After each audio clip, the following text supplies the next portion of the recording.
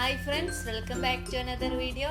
അപ്പോൾ ഞാൻ ഇന്ന് ഉണ്ടാക്കാൻ പോകുന്നത് കേരള സ്റ്റൈൽ നാടൻ പൊറോട്ടയാണ്.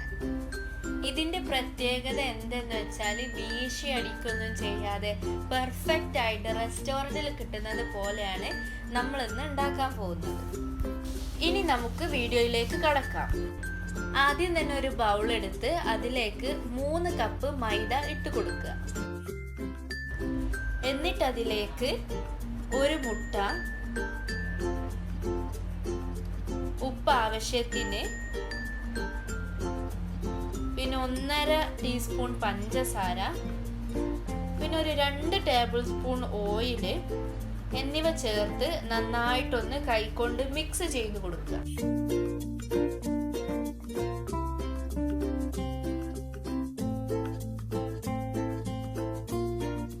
ഇനി അതിലേക്ക് ആവശ്യത്തിന് വെള്ളവും ചേർത്ത് നല്ലപോലെ ഒന്ന് കുഴച്ചെടുക്കുക. എനിക്കിവിടെ കുഴച്ചെടുക്കാൻ 1 കപ്പ് വെള്ളമാണ് ആവശ്യമായി വന്നിട്ടുള്ളത്.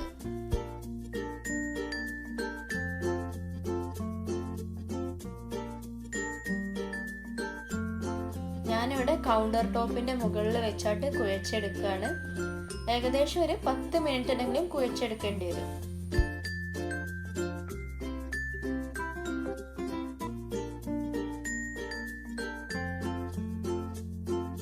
അപ്പം ഞാനിത് നല്ലപോലെ കുഴച്ചെടുത്തിട്ടുണ്ട്.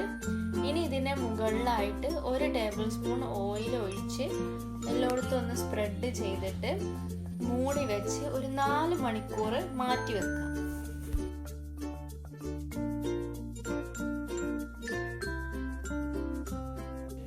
അപ്പം 4 മണിക്കൂറിന് ശേഷം നമ്മുടെ മാവ് നല്ല സോഫ്റ്റായി വന്നിട്ടുണ്ട്.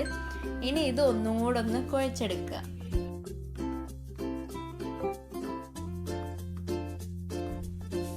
ഞാനിവിടെ കുറച്ച് മൈദപ്പൊടി കൗണ്ടർ ടോപ്പിൽ വിതറിയിട്ടുണ്ട്. ഇനി അതിലേക്ക് നമ്മുടെ മാവ് വെച്ച് ഒന്ന് കുഴച്ചെടുത്ത് 8 പീസാക്കി എടുക്കുക.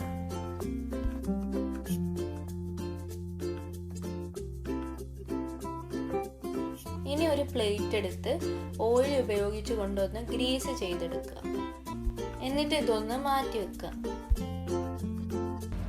ഇനി ഓരോ പീസ് എടുത്ത് കൈകൊണ്ടൊന്ന് എണ്ണ തൊട്ട് അതൊരു ബോൾസ് ആക്കി എടുക്കുക. എന്നിട്ട് നമ്മൾ നേരത്തെ ഗ്രീസ് ചെയ്ത് മാറ്റി വെച്ചിരുന്ന പ്ലേറ്റിലേക്ക് വെച്ച് കൊടുക്കുക.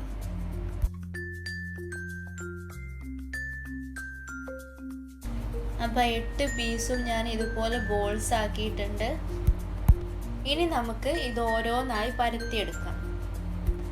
ഇനി ഓരോ ബോൾസും ഇതുപോലെ കനം കുറച്ച് പൊടി കൊണ്ട് പരത്തിയെടുക്കാം.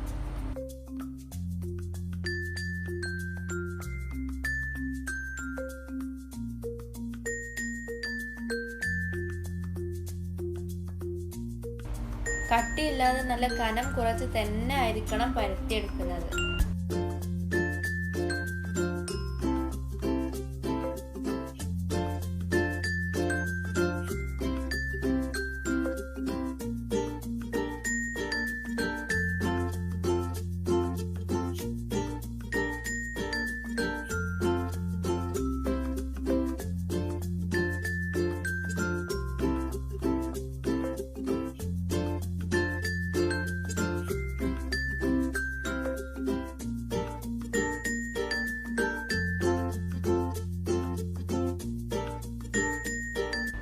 അപ്പം ഞാനിതിൻ്റെ സൈഡിലായിട്ട് കുറച്ച് മൈദപ്പൊടി വിതറിയിട്ടുണ്ട്. ഇനി നമ്മൾ പരത്തി വെച്ചത് അതിൻ്റെ മുകളിലേക്ക് വെച്ച് കൊടുക്കുക. ഇനി അതിൻ്റെ മുകളിലായിട്ട് നല്ലപോലെ ഒന്ന് ഓയിൽ സ്പ്രെഡ് ചെയ്ത് കൊടുക്കാം. സൈഡിലൊക്കെ നല്ലപോലെ തന്നെ ഓയിൽ സ്പ്രെഡ് ചെയ്ത് കൊടുക്കണം. ഇനി അതിൻ്റെ മുകളിൽ കുറച്ച് മൈദപ്പൊടി വിതറി കൊടുക്കാം.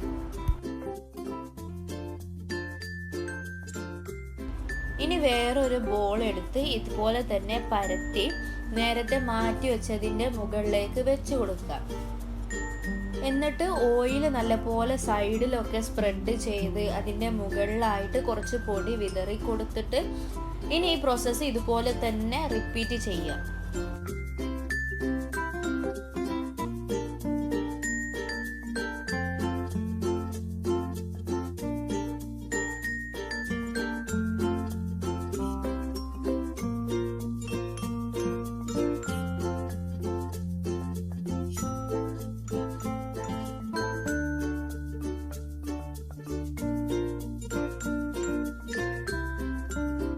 അപ്പം ഞാൻ ലാസ്റ്റതും ഇതുപോലെ പരത്തി എടുത്തിട്ടുണ്ട്. ഇനി ഇതിൻ്റെ മുകളിലായിട്ട് ഓയിൽ സ്പ്രെഡ് ചെയ്ത് കൊടുക്കുക. ഓയിൽ മാത്രം സ്പ്രെഡ് ചെയ്താൽ മതി, മൈദപ്പൊടി ഇടേണ്ട ആവശ്യമില്ല. ഇനി ഇതൊന്ന് മൂടി വെച്ച് 1 മണിക്കൂറോ 1.5 മണിക്കൂറോ റെസ്റ്റ് ചെയ്യാൻ വെക്കുക.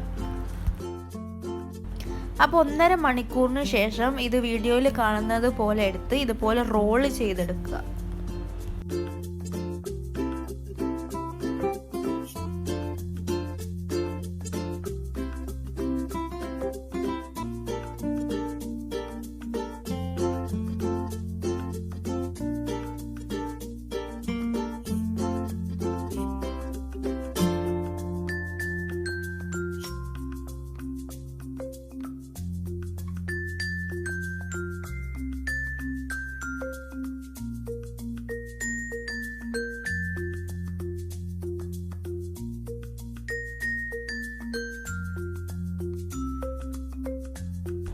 പിന്നെ ഇത് ഗ്രീസ് ചെയ്ത് വെച്ച ഒരു പ്ലേറ്റിലേക്ക് മാറ്റി വെക്കുക. അതുപോലെ തന്നെ ബാക്കിയുള്ളതൊക്കെ ഇതുപോലെ എടുത്തിട്ട് റോൾ ചെയ്ത് ഗ്രീസ് ചെയ്ത പാത്രത്തിലേക്ക് വെച്ച് കൊടുക്കുക. അപ്പം ഞാനിതെല്ലാം അതുപോലെ റോൾ ചെയ്തിട്ടുണ്ട്. ഞാനൊരു തവ ചൂടാക്കാൻ വെച്ചിട്ടുണ്ട്. അതിലേക്ക് 1 ടേബിൾ സ്പൂൺ ഓയിലും ഒഴിച്ചു കൊടുത്തിട്ടുണ്ട്. ഇനി നമുക്ക് വീഡിയോയിൽ കാണുന്നത് പോലെ കൈകൊണ്ട് പരത്തിയെടുക്കാം.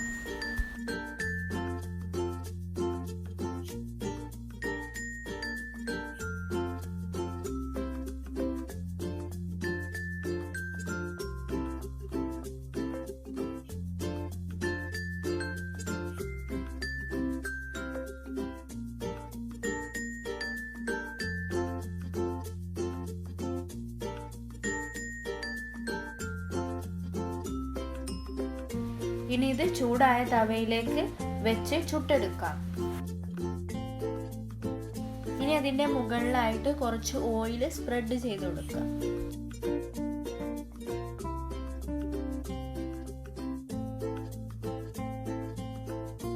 ഹൈ ഫ്ലെയിമിൽ തന്നെ തിരിച്ചു മറിച്ചിട്ടിട്ടാണ് ചുട്ടെടുക്കേണ്ടത്.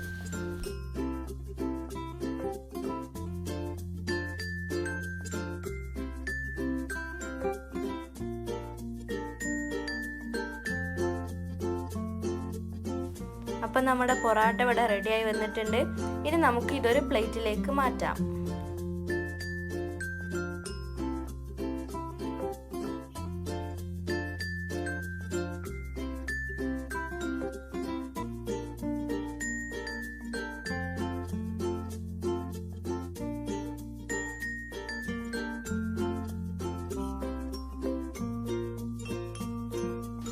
അപ്പം ഞാൻ ഇതെല്ലാം ചുട്ടെടുത്ത് ഒരു കാസറോളിലേക്ക് മാറ്റി വെച്ചിട്ടുണ്ട്.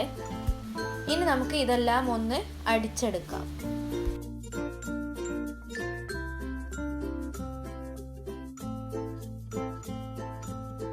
അപ്പം ഇത് നല്ല സോഫ്റ്റ് ലെയേർഡും ആയിട്ടുള്ള ഒരു പൊറാട്ടയായി വന്നിട്ടുണ്ട്.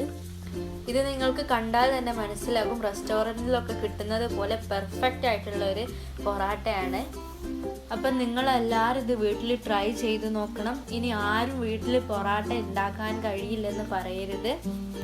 അപ്പം നിങ്ങൾക്ക് ഈ വീഡിയോ ഇഷ്ടപ്പെട്ടാൽ സബ്സ്ക്രൈബ് ചെയ്യാനും തൊട്ടടുത്തുള്ള ബെല്ലൈക്കൺ ക്ലിക്ക് ചെയ്യാനും ലൈക്കും കമൻറ്റും ഷെയറും ചെയ്യാനും മറക്കരുത്. ഇനി നമുക്ക് പുതിയൊരു വീഡിയോയുമായി പിന്നീട് കാണാം. അസ്സലാമു അലൈക്കും.